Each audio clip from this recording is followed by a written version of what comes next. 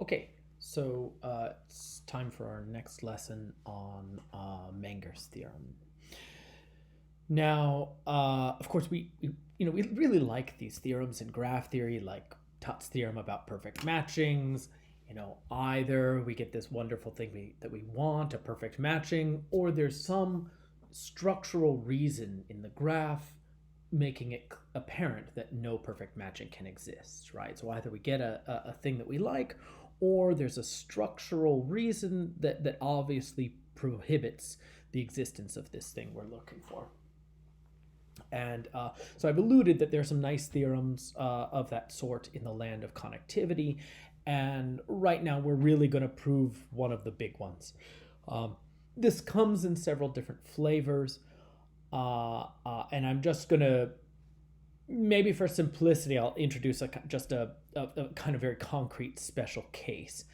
But this theorem has a lot of different sort of variations, but there's a sort of similar theme to the kinds of things you want and the kinds of obstructions. Right. Okay. So let's just do. So here's the thing we might like. Suppose I gave you a set A of 4 vertices in a graph. So there's A, and another set B of 4 vertices in a graph. Let's suppose they're disjoint. Here's the thing you might like. You might like to have a collection of vertex disjoint paths from A to B. So I might like to have a collection of 4 vertex disjoint paths that all start in A and end in B. And I'll just say these are paths from A to B. So I have 2 that are crossing here, but that's not supposed to be a vertex. That's just a cross. That's just where one goes over, one edge goes over another.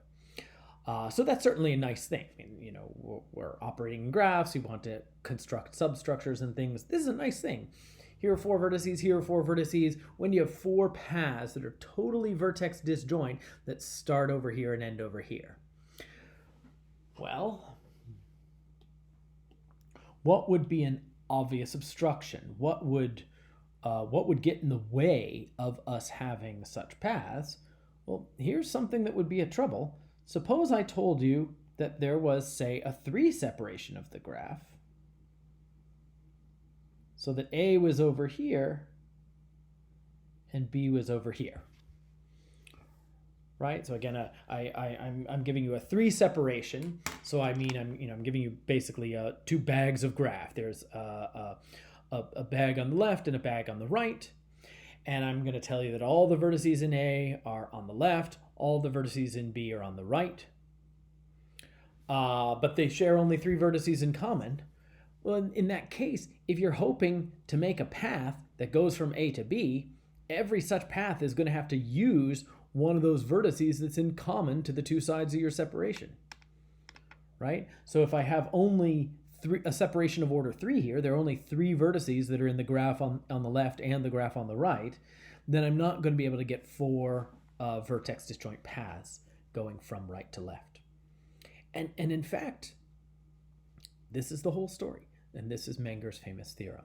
So Menger's theorem is going to tell us that in this circumstance, if we have a set A and a set B and I'd like K vertex disjoint paths from A to B, then either you get that lovely thing, all these paths starting in A, ending in B, completely vertex disjoint.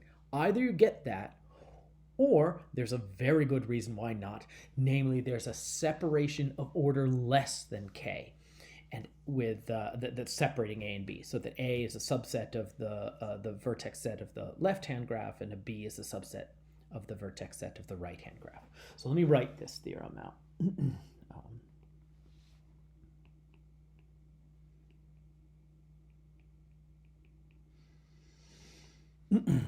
So the theorem is, so G is a graph.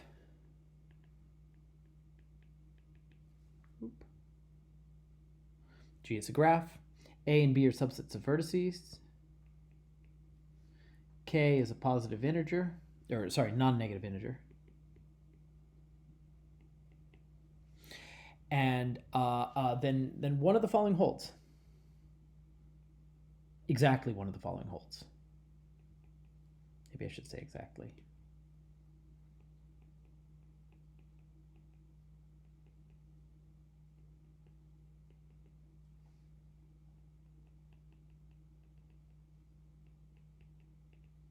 So either there exist k vertex disjoint paths, all starting in A and ending in B. Sorry, let me grab this. There, that's a little bit better. There are k vertex disjoint paths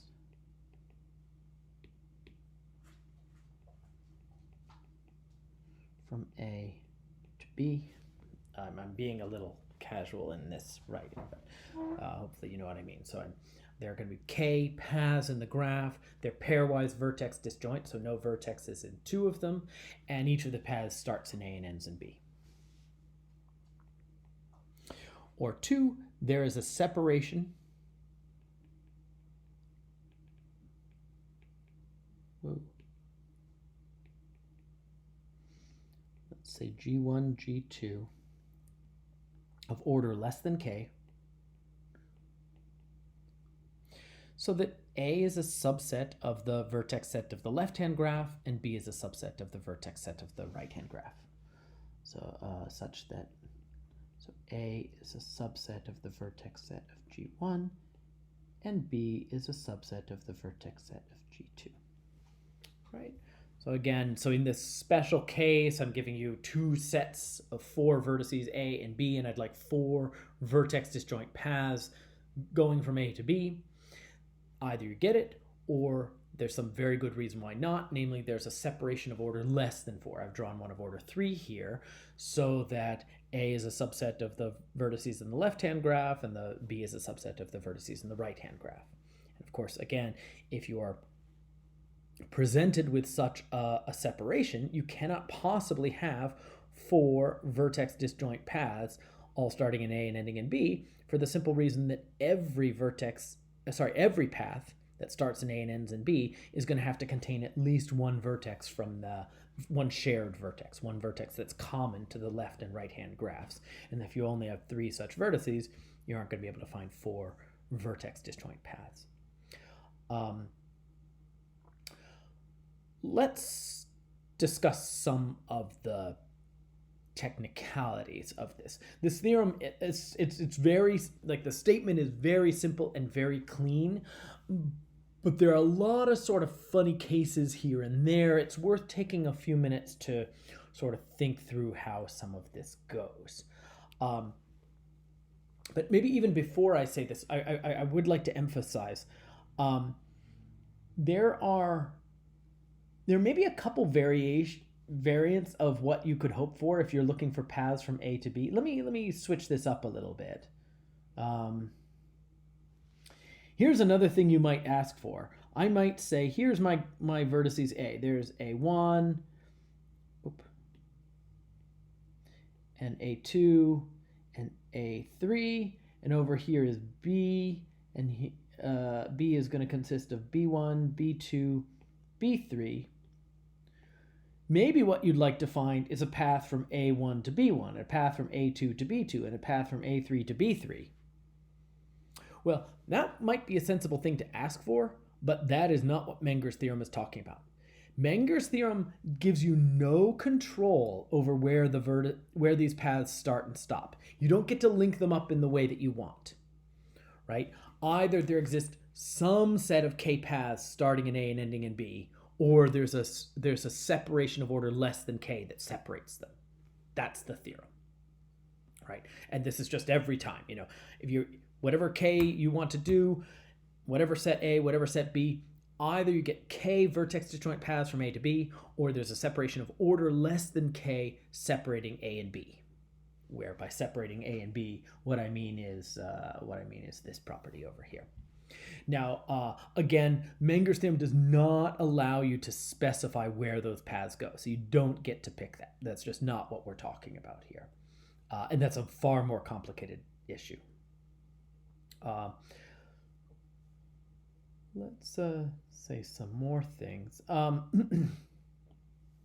Now, in this example, we have not assumed A and B are disjoint, and they don't have to be. You're perfectly allowed to have a vertex that's common to A and B. Now, if you did have a vertex that's in common to A and B, say it's the vertex V, V on its own is a perfectly good trivial path. The first vertex is in A and the last vertex is in B. So if you have a vertex that's common to A and B, that on its own is a perfectly good path that starts in A and goes to B. So those things are certainly permitted. Here's another degeneracy. I'm asking for K vertex disjoint paths, but I didn't actually promise you that the set A even has size K. Maybe I'm asking for 10 vertex disjoint paths between A and B, but the set A only has size 7. I mean, I can apply that. This theorem still applies there, right? There was no assumption on the size of A or the size of B.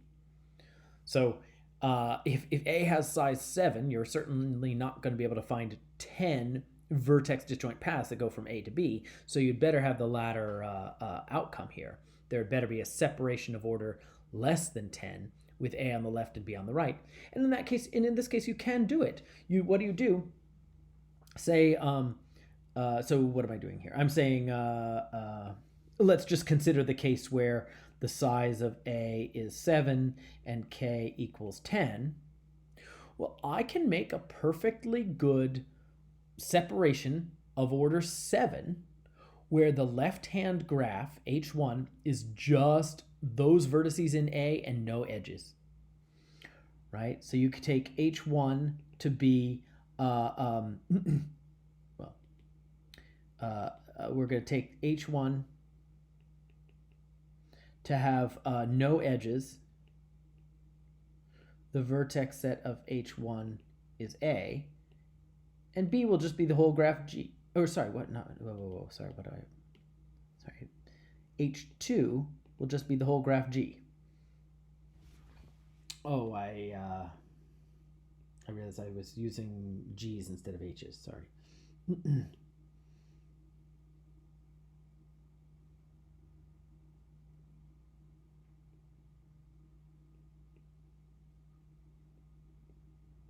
Sorry. So here's my answer.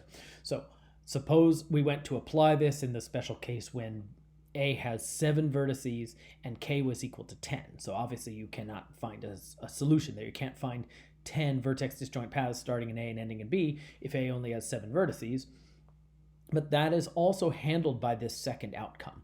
So there's a perfectly good separation where you take G1 to be the graph with the subgraph of G with no edges at all, but vertex set A, and you take G2 to be the whole graph. That's a perfectly valid separation, right? Again, it's satisfying all the rules for a separation. There's a left-hand graph, there's a right-hand graph. They share no edges in common. The union of the two graphs is everything, and the order is the number of vertices they have in common.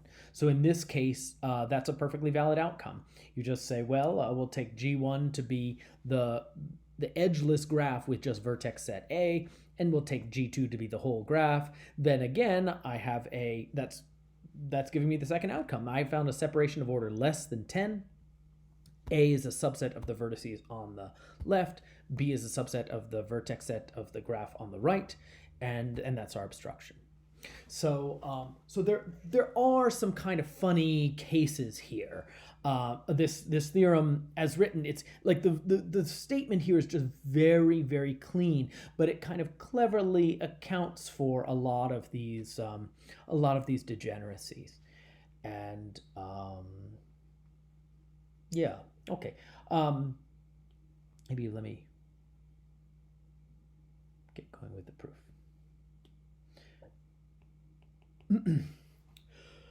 So right. Anyway, so here's our theorem. I need to prove that exactly one of the following holds. So I need to show that, proving that exactly one of them, I need to show that they can't both happen and at least one of the two happens, right? Now I'm taking it as obvious that they can't both happen. So again, if you have a separation of order less than k, where A is a subset of vertices of the left-hand graph and B is a subset of the vertices of the right-hand graph, then any path from A to B is going to have to contain a vertex that's shared, that's in both the left and the right. And if there are fewer than k of those, you certainly can't get k vertex disjoint paths from A to B. So those two outcomes are mutually exclusive. We need to show that at least one of them happens. And to do that, we're going to go by induction. So we prove that one or two holds by induction. And our induction is going to be on the number of edges.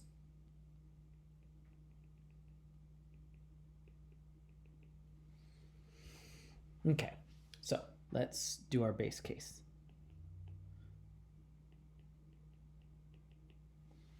So what if we have a graph with no edges?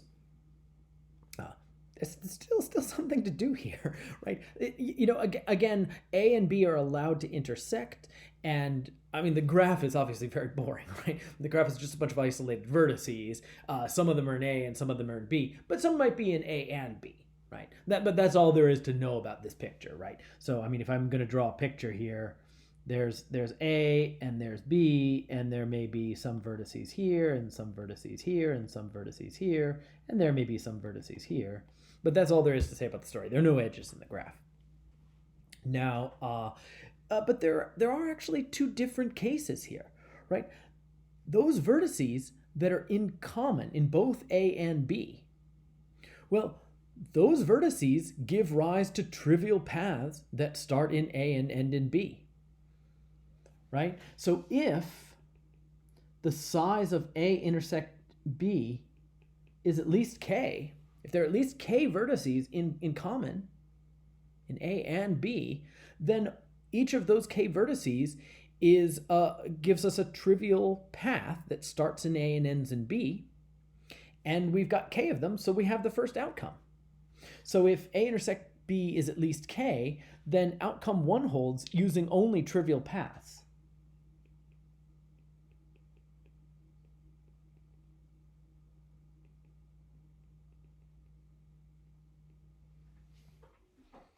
Right? On the other hand, if one does not hold, if the intersection is smaller,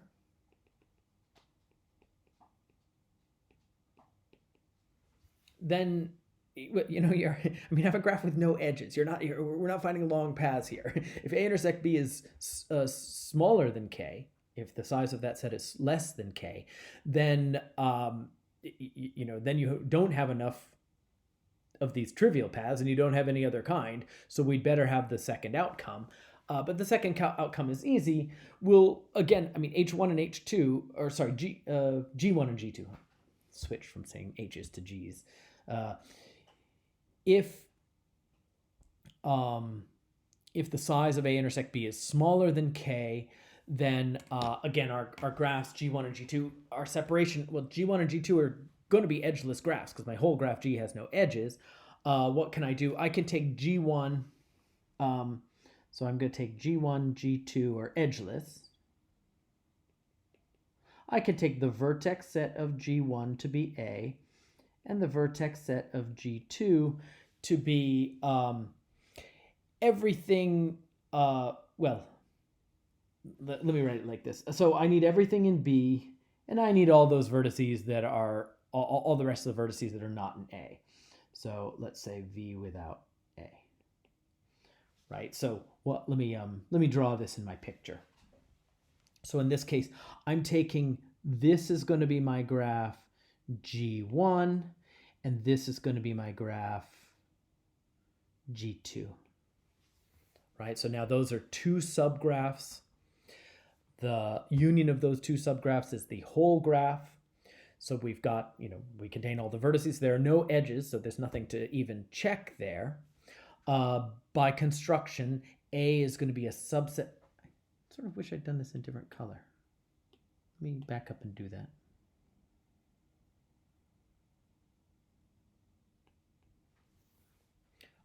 So again, if you told me that the size of A intersect B is smaller than k, I need to prepare a solution for you in that case. And what are we going to do? Yeah, I'm just telling you. I'm going to give you a separation. Now, my separation won't be using any, there are no edges, so that I don't have to worry about them. The graph G1 is just going to have all the vertices in A and nothing more. The graph G2 will have all the vertices in B, together with any vertex that's not in A. So I'm drawing the graph G2 here. Again, G1 union G2 is the whole graph. Certainly no edge is shared. There aren't even any edges.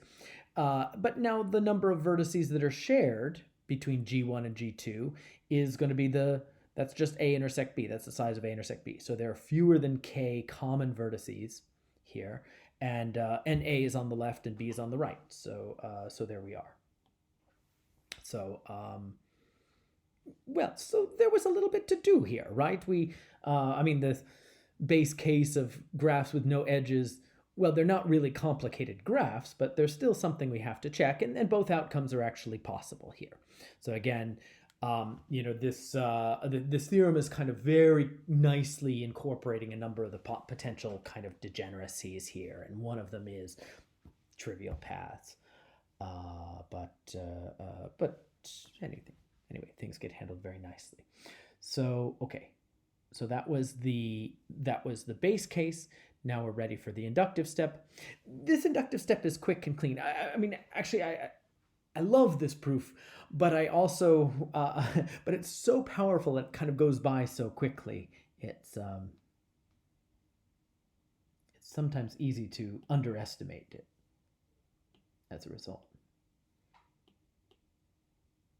Okay. So so the base case that we did, let's consider the inductive step. Now, here we are with our graph. We've got this subset of vertices A, we've got B, we've got K, but we're going by induction on the number of edges. And that means we can just take an edge and delete it, and we have a smaller graph for which the theorem will hold true. And that is all that we are going to do. We're not doing anything sneaky here. So all I'm going to do is I'm going to choose some edge E, and I'm going to delete it from the graph. So I'm going to let G prime equal G minus E and apply induction. Now, I don't want to write this all out just because I'm a little bit short of space here. But when I say that I'm applying induction to G prime, I'm using the same set A and the same set B, right? Those are still subsets of vertices of G prime because we only lost an edge. And I'm still using the same parameter K. So in this process, we start with this. Our theorem is involving this graph G with a set of vertices A and a set of vertices B and a parameter K. And what we are doing is we're just taking G and modifying it by chucking one edge. We're deleting an edge to get G prime, but we're keeping the same set A and the same set B and the same parameter K. But we got smaller by one edge, and that means that our theorem holds inductively. Now, when we go to apply the theorem is telling us that one of these two things happens. Either we get these K vertex disjoint paths from A to B, or we get this separation. So if one holds,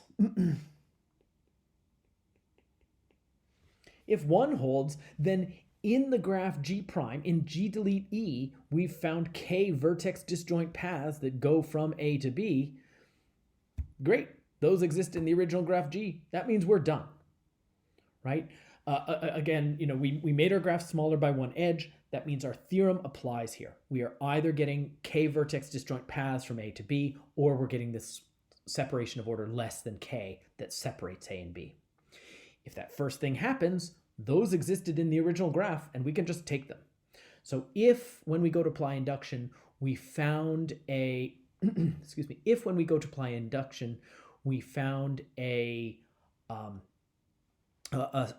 family of K vertex disjoint paths that go from A to B, then we're done. We've got what we want. So I'll just put a check mark there.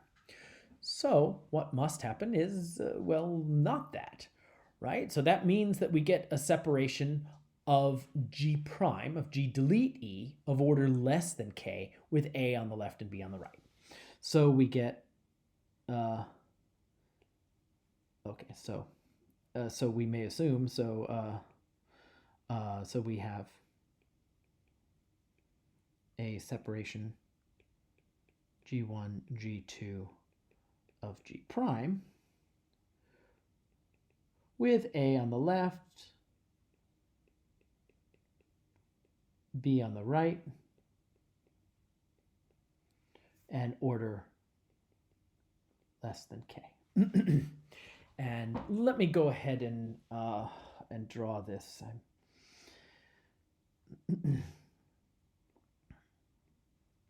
As usual, I'm going to be a little bit pressed for real estate here, but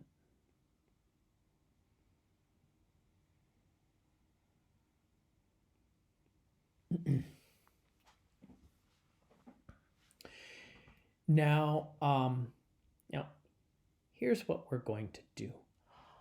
I've got this extra edge E. I'm going to think about adding this edge E back, right? And let's go ahead and think about where E might go, right? So there are, let's just draw some possibilities here.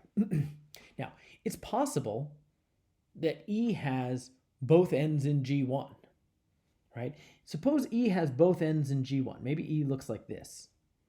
Well, then, taking G1 plus E and G2, just add the edge E back to G1, you found a separation of order less than K in the original graph, separating A and B, and we've got our second outcome, right? And I drew E there, but E could also use a shared vertex. We'd get the same conclusion, right? If E has both ends in the vertex set of G1, then we can just add the edge back to G1, and we have found a separation of order less than K in the original graph that's separating A from B, and that's our second conclusion. So if E looked like this, or even, I mean, also this still works if both ends of E are shared. Same thing. If both ends of the edge E lie in the vertex set of G1, I can just add E back to G1. That gives me a separation of order less than K in the original graph. Same thing with G2, right? If I told you maybe here's, if I told you here's the edge E, both ends of E are in G2, then you can put E back down, right? Just add E to G2, and when you do, you now have a separation of order less than K in the original graph, and it's separating A and B, and you're done. So E can't have both ends in A, and it can't have both ends in B. Actually, this means it can't even use any vertex in the middle, right? If it used a vertex in the middle, then, oh, sorry. I said it can't have both ends. It can't have both ends in G1, and it can't have both ends in G2. And this means it had better not use a vertex that's shared, right? If it used some vertex that's in both G1 and G2, its other end has to be in either, it has to be in at least one of G1 or G2. In either case, we could add it to one of the sides without increasing the order of the separation. So the only possibility here is that the edge E looks like this. The only possibility here is that the edge E has one end that's in the vertex set of G1 but not in the vertex set of G2. I'm going to call this U. And one end V in the vertex set of G2 but not G1. And this is written in the notes, but I really can't I really can't write too much more here because I just run out of space. Now,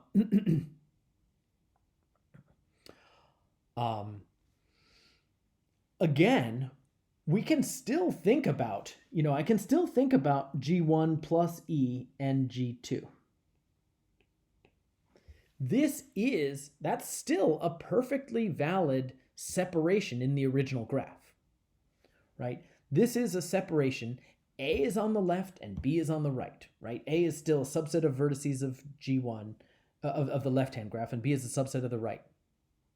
So, in fact, this is still a win for us unless what happened was the separation G1, G2 we found in G prime has order exactly K minus 1.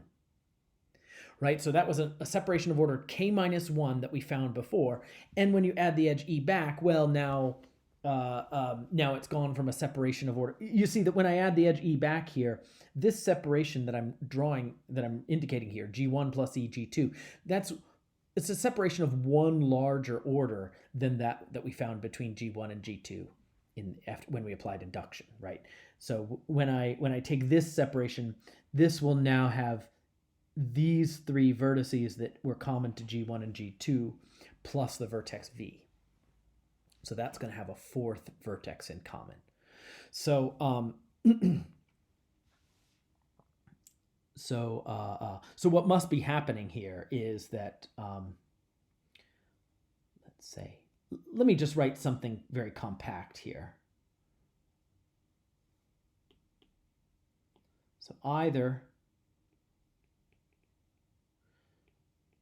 G1 plus E G2 or G1 comma G2 plus E is a separation order less than K, and we have outcome 2, or what's happening is when we went down to G prime, we have this set of vertices that's in common to G1 and G2, and that set of vertices is going to have size exactly K minus 1.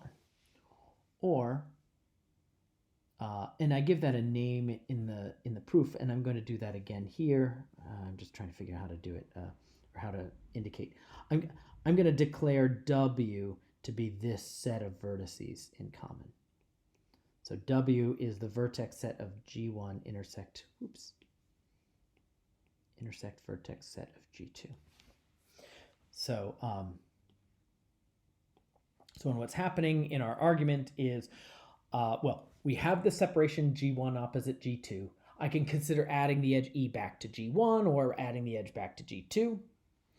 If one of those two gave me a separation of order strictly less than K, then I've got outcome 2. Then I've got a separation of order less than K in the original graph separating A and B, and that's the second outcome. So I can assume that that didn't happen, and what that means is that that this set W, those vertices in common to G1 and G2, that's got to have size exactly K minus 1.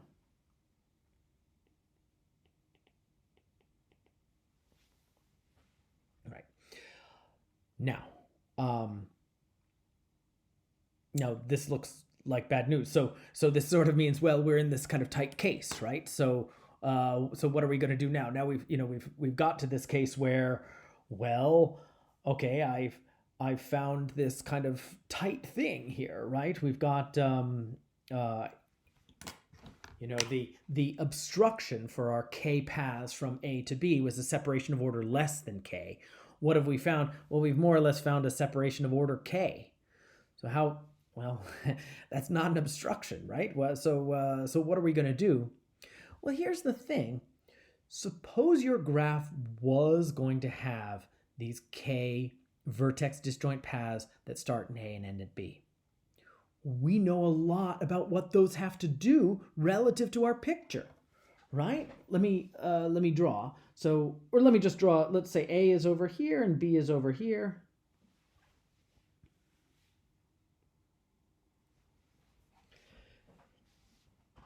So in this picture, I would be hoping for 4 vertex disjoint paths going from A to B, right? So when I delete the edge E, then it's clear that you don't have the 4 because there's a 3 separation. Now I can add the edge E.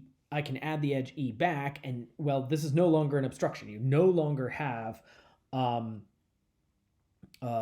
separation of order less than 4, and that may look horrible.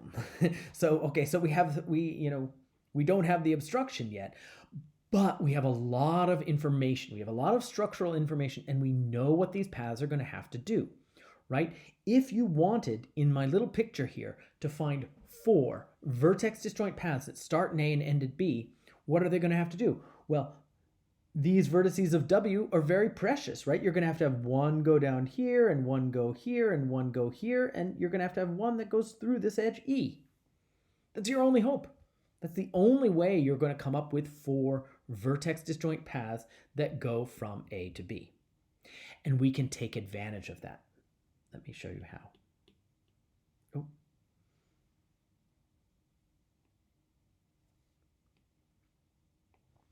This may be, it's hard for me to get a lot useful on the screen here. I'm going to argue some with words here. But here's the idea. We are looking for paths that start in A and end at B. But I know if you're going to find those paths from A to B, you have to go from A to those vertices of W and this edge E, and then go from those things to B. So we actually do see 2 smaller versions of the same problem, right? Here's what we're going to do. Let me think of, is there a color that I haven't used yet here? Sure, how about brown? Here's the idea. Let's take this set of vertices here. This is W union U. W union U. If you're hoping to find paths that start at A and end at B, you're going to have 4 paths that start at A and go to this brown set that I've just circled. And then you're going to need paths that go from this make it, no, how about I make it black? Okay. You're also going to have paths that go from this set over to B. Right? So what's happened here is, although induction didn't quite give us the answer, it gave us this tight circumstance. And we know enough about this picture to know that if we're going to win, we need to go from A over to this set W union U. And then one of those paths will then follow along the edge E. And then we're also going to need 4 paths that go from W union V over to B. So, so the key feature here is that we're back to our original problem, now on a smaller graph, right? What am I going to do? I'm going to look just in the graph G1 for K disjoint paths that start at A and end at W union U. So now what we're going to do is we're going to apply the theorem to the graph G1 for the sets using the sets A and W union singleton U. Right? So we're going to be asking, are there K vertex disjoint paths in the graph G1 that start at A and go to W union U, union that single vertex U? We are similarly going to apply induction to G2 using the sets W union V and B. Hopefully you're understanding my notation there, right? Again, we've applied induction. We've got a strong structural understanding of what's going on. We found this really tight case, but it didn't give us the obstruction, but it does tell us what any solution must look like. And that's enough for us to go down and apply our theorem inductively in yet another way. If we're going to find these K vertex disjoint paths that start at A and end at B, they're first going to start at A and go to W union U, and then one of them will follow along the edge E from U to V, and then you're going to need K more paths that go from W union V over to B. That is the only way you are going to find those. And the good news is, well, G1 and G2 are both smaller than my original graph G, right? I deleted the edge E to get to G prime, and G1 and G2 are subgraphs of G prime. So G1 and G2, those are just smaller graphs. They are smaller than the graph G, and that means I can apply induction. So I'm going to apply the theorem inductively to G1 using the sets A and W union U, and to G2 for W union V and B. If we get the paths both times, if both times we get those paths, then we're done. Then we can just link them up and we get paths in the original graph. Suppose that doesn't happen, and now I'm just going to try and, I'm sorry, I'm running out of space in my figure and colors and everything. But Again, so we're going to apply the theorem inductively. We're going to be asking for paths from A to W union U in G1 and W union V to B in G2. If we get both of those things, we've won. If not, that means there's going to be a separation of order less than K in one of those two graphs, say in G1, that separates A from W union U, right? So it might be, and I'm just going to draw a little jagged pink line here. There might be a separation here in the graph G1 of order less than K, separating A from W union V. So I'm just describing, we might get a separation, say H1, H2 in G1, separating A from W union U. If we got such a thing, no problem. Just add the whole rest of the graph to the right-hand side, and that will be a separation of order less than K in the original graph that separates A from B. You can see that, if we end up with this pink line separating A from this stuff in the middle, yeah, you just add, you take that separation of, this is a separation of G1, but you just add G2 and you add the edge E to that graph on the right-hand side. And that's not changing the order of the separation because G2 and the edge E only interact with vertices that are on the right-hand side. And that's going to give you a separation of order less than K in the original graph, separating A from B. So, the write-up in the notes is cleaner than what I can possibly do here. I'm going to sort of put a little box here. I think that's about the best I can say this. Again, the method here is very, very nice, and it is very slick. This is a very strong theorem, and we've gotten to it very, very efficiently here. Again, what we've done, we're looking for these K vertex disjoint paths starting in A and ending in B. We are proceeding by induction on the number of edges. So the base case we have to check, it works out. For the inductive step, we're just deleting an edge and applying the theorem inductively. If we get our paths, we've won. If not, we find a low order separation, separating A and B. Separation of order less than K, separating A and B.